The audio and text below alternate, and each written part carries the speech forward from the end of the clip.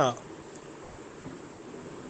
उत्तर प्रदेश के आदरणीय श्री आनंद पांडे सर का मन को प्रफुल्लित कर देने वाला यह लेख सभी के लिए सदैव अविस्मरणीय रहेगा। धरती पर कुछ ऐसे लोग हैं जो दूसरों के बच्चों के बारे में सपने देखते हैं, हर दिन योजना बनाते हैं, चिंता करते हैं और उनको याद करते हुए सोते हैं। शिक्षक कदाचित इस श्रेणी में सर्वोच्च स्थान रखते हैं।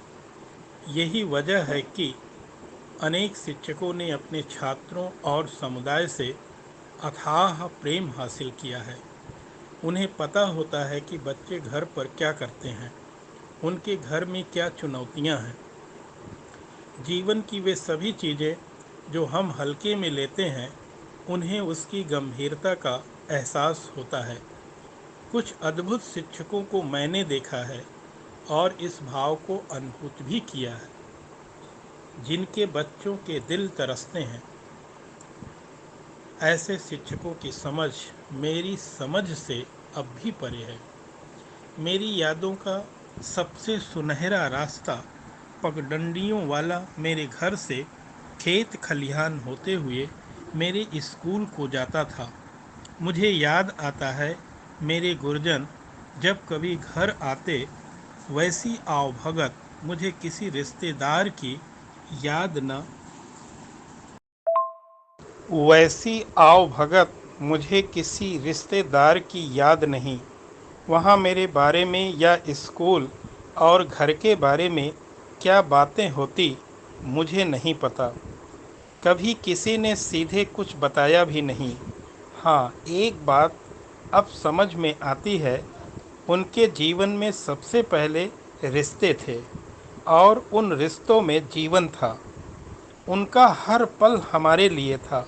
उनके चिंतन और नित नव निर्माण के केंद्र में हम सब थे।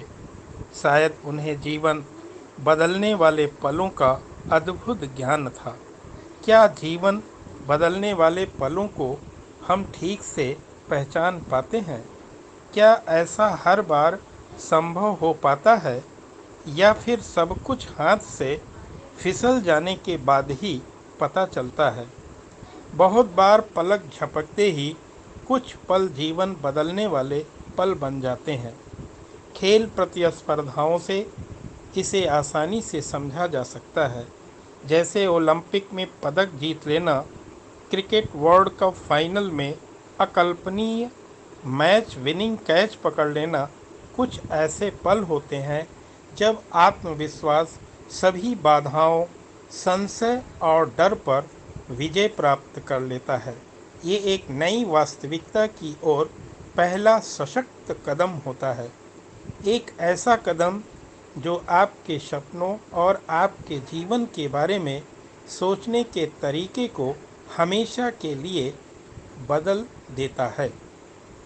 अपने जीवन में उस पल को स्पष्ट रूप से पाना, उस उद्देश्य को ढूंढ पाना एक रोमांचक यात्रा की शुरुआत है।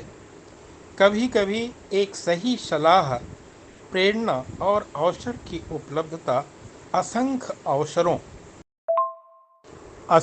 अवसरों के द्वार खोल देती है। विद्यालय की चहर दीवारियों के बीच इसी तरह के सपनों का ताना बाना बुना जाता है।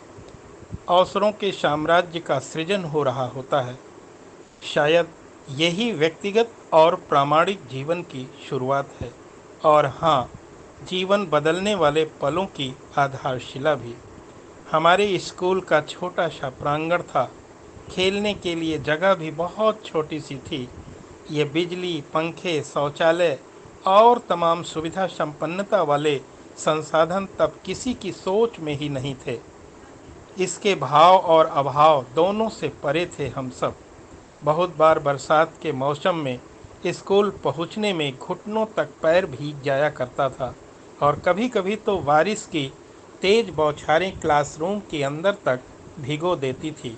सच कहूँ तो मुझे या मेरे साथियों को कभी तेज गर्मी का कोई एहसास याद नहीं, बल्कि शायद हम सब ने ज़्यादा आनंद लिया होगा तपती धूप का। खेत खलिहान का, हाँ, सर्दियों के मौसम में ठंड से हाफ पैंट में कभी कभी रोंगटे खड़े हो जाना अब भी याद है। उस स्कूल में खेल कूद का कोई सामान नहीं था।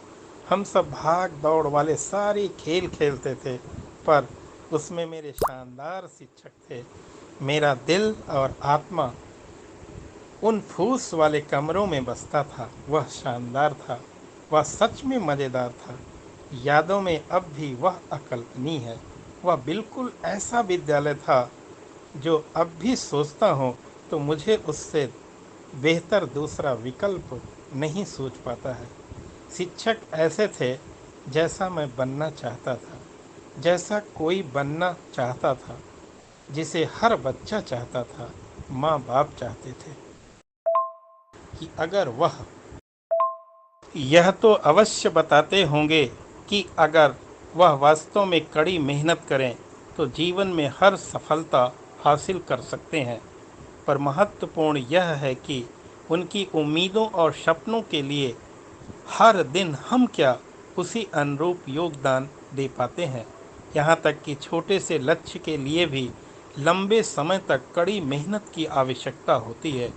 खुशी की बात यह है कि तकनीकी के इस दौर में शिक्षार्थी रास्ते में सुधार के स्पष्ट प्रमाण स्वयं भी देख सकता है, और मुझे लगता है कि लंबे समय तक प्रेरणा बनाए रखने का यह महत्वपूर्ण सूत्र भी है। बहुत बार अति महत्वाकांक्षी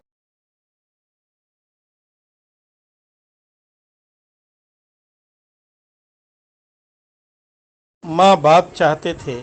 अब बातें कुछ कुछ समझ में आती है कि वह क्यों इतने भावुक थे।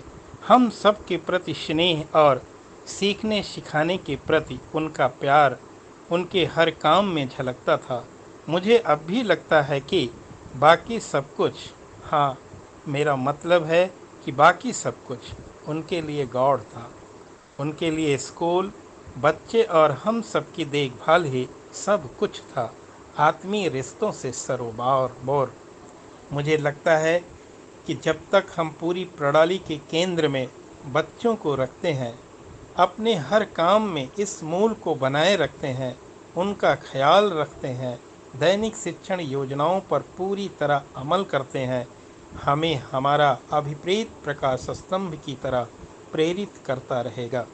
अब भी रिश्तों और अवसरों की वही पगडंडियां हैं। अब भी सपनों की तलाश में बच्चे वही आते हैं। उन्हें आपकी ज़रूरत है। उनके लिए आप ही सब कुछ हैं। आप इसे कभी मत भूलना। ये पल, ये रिश्ते आपकी ज़िंदगी के साथ इन बच्चों के जीवन बदलने वाले पल हैं। चलते चलते एक दो बातें। आप बच्चों से उनकी उम्मीदों और सपनों के बारे में बात करते हैं और किस उत्साह से करते हैं।